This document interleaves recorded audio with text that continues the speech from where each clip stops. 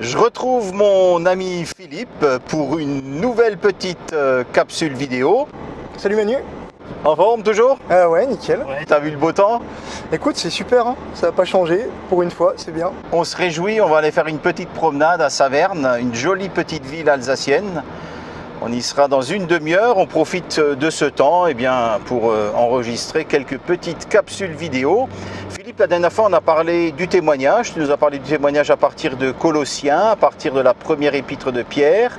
Tu avais souligné 3 points concernant notre témoignage. Aujourd'hui, je te propose qu'on se concentre sur la question, comment est-ce qu'on fait pour apporter l'évangile? Tu es d'accord? Tout à fait.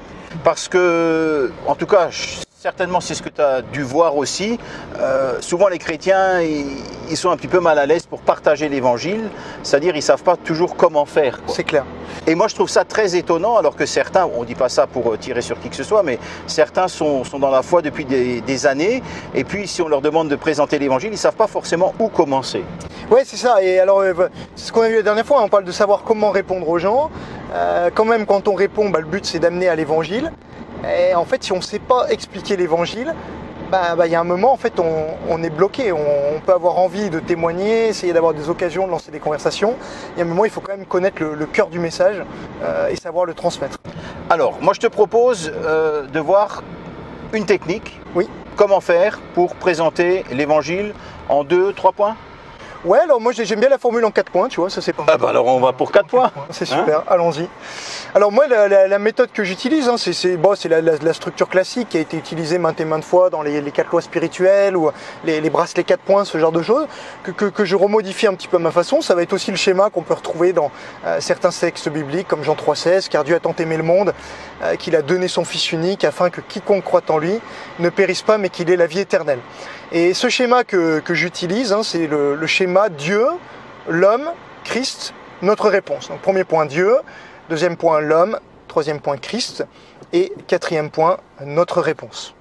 Ok, juste avant que tu continues, ça va les gars, vous avez assez frais derrière?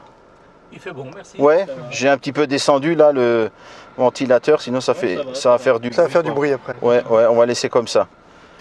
Alors on y va, premier point. Premier point, Dieu. Alors parfois, vous avez certains bracelets, on commence par l'amour de Dieu. Moi je vous déconseille, commencez pas par l'amour de Dieu, commencez par Dieu. Ah. Et Dieu on pourra reparler pourquoi après si tu veux, mais Dieu qui est créateur, Dieu qui nous a créés, et parce qu'il nous a créés, il est censé être notre roi, et il exige de nous l'obéissance, l'adoration. Et en même temps, il nous aime, il prend soin de nous, il est le Dieu à qui nous devons l'obéissance et toute chose. On lui doit le mouvement, la vie et l'être. Ça, c'est le premier point, de parler de ce Dieu. Et ce Dieu a créé des règles, il s'attend à ce qu'on lui obéisse, qu'on le suive, parce qu'il est notre roi. Et c'est comme ça qu'on peut vivre heureux dans le monde qui a été créé bon par Dieu. D'accord. Alors tu commences pas par l'amour, contrairement à ce que certains font. Hein. Ouais. Voilà. Mais tu sais, moi je vais te dire un truc. La dernière fois j'ai étudié les messages. Ah mince, il y a une priorité là. Alors, faut quand même pas qu'on se plante. Hein. Et voilà, c'est là. La dernière fois j'ai étudié justement dans le livre des Actes les messages des apôtres et j'ai été frappé d'un truc. Les gars, ils commencent jamais par prêcher l'amour. Non, ils commencent jamais par prêcher. Et d'ailleurs, tu trouves jamais cette thématique dans leur message, quoi. Moi, l'amour, il arrive au troisième point, mais pas au début. D'accord. Parce que tu sais, si on dit à quelqu'un Dieu t'aime, intuitivement, la personne comprend Dieu m'aime maintenant dans ma situation telle que je suis, tu vois. Et c'est vrai que Dieu aime, mais c'est aussi vrai que Dieu est en colère contre le péché des personnes, tu vois. Et faut amener les choses dans le bon ordre. D'accord, donc ça, c'est le premier point. Le deuxième, alors? Alors, deuxième point, c'est l'homme. Et c'est de parler, le problème c'est que l'homme, depuis l'origine, rejette ce Dieu-là. L'homme, en fait, qu'est-ce qui se passe? Il ne veut pas suivre Dieu, il veut être son propre Dieu. Et ça, c'est ce que la Bible appelle le péché. Et le péché, ça nous sépare de Dieu. Le péché, c'est pas simplement de mentir, de voler, mais c'est avant tout que je veux être Dieu à la place de Dieu. Je veux suivre ma propre voie. Et parce que Dieu est juste, parce qu'il est bon, et qu'il nous aime, mais qui en même même temps il est juste, il ne peut pas tolérer le péché. Il se doit de le condamner, c'est quelque chose de grave, on lui doit la vie et pourtant on l'a offensé. C'est comme si on lui crachait au visage en lui tournant le dos et à cause de cela, Dieu doit nous juger. Et donc l'homme est condamné à être séparé de Dieu pour l'éternité, à aller dans un lieu de ténèbres, de tourments, qu'on appelle communément l'enfer. Donc ce deuxième point, la situation dramatique de l'homme qui tourne le dos à Dieu, qui veut être son propre roi et son propre Dieu. Y a-t-il un espoir? Alors oui, il y a un espoir. Et l'espoir, c'est justement là, c'est que Dieu nous aime. Et que Dieu nous aime tellement qu'il a envie de nous sortir de là. Et c'est là où je parle de l'amour. Donc bien sûr, Dieu nous aime dès le début, mais je crois que l'amour de Dieu se comprend surtout face à la grandeur immense de notre péché qui ne nous rend pas aimables. Et pourtant, Dieu nous aime quand même, et il nous aime tellement qu'il est venu lui-même dans la personne de Jésus-Christ. Il a quitté le ciel, il est venu en tant qu'homme, il est allé jusqu'à la croix. Et sur la croix, qu'est-ce qui se passe? Eh bien, c'est Dieu qui vient subir lui-même la punition que nous méritions. Il prend sur lui la condamnation que mérite notre péché. Nous sommes coupables, j'ai un casier judiciaire, je suis menteur, voleur, meurtrier parce que j'ai eu de la haine contre mon prochain, adultère parce que j'ai déjà regardé des femmes pour les convoiter. Et Dieu voit tout ça, et au lieu de me punir, il prend le péché sur Christ, il prend le péché sur lui-même, il paye ma place, c'est ce qu'on appelle la substitution pénale. Dieu prend la sanction pénale à ma place. Et parce que cela est fait, qu'il a payé, qu'il est ressuscité, ce qui prouve que le prix a été accepté, eh bien à cause de cela, mon casier judiciaire peut être enlevé et je peux recevoir un casier judiciaire vierge. Il prend mon péché, il me donne sa justice. C'est ce qui se passe à la croix. Incroyable, hein? C'est une bonne nouvelle, ça. C'est croyable, mais c'est génial.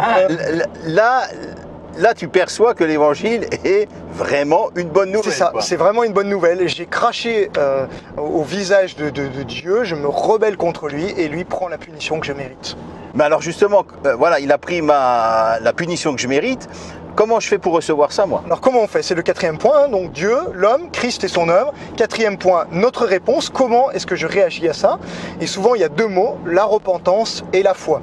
Alors la foi, qu'est-ce que c'est? Eh bien, c'est de croire cela, croire que c'est vrai, croire que Jésus, c'est vraiment Dieu.